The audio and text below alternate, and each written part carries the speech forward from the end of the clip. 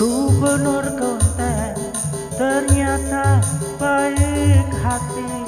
Gubernur konten mengapa suka memberi. Aku tak nyangka kau bukan orang biasa, selalu menjadi malaikat penolong hati.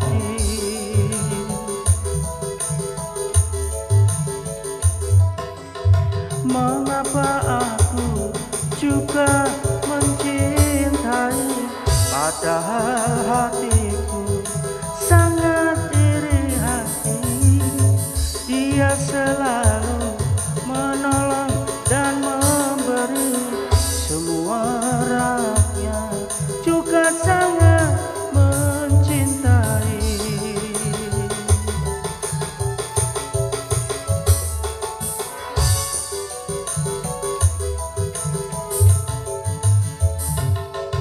Gubernur konten tegas tanpa basa-basi untuk membangun negerinya.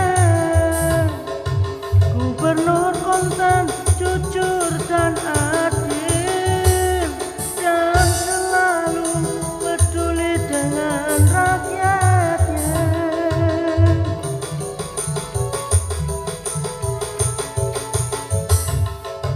Gubernur konten ingin membangun negerinya, ingin selalu menyenangkan rakyatnya.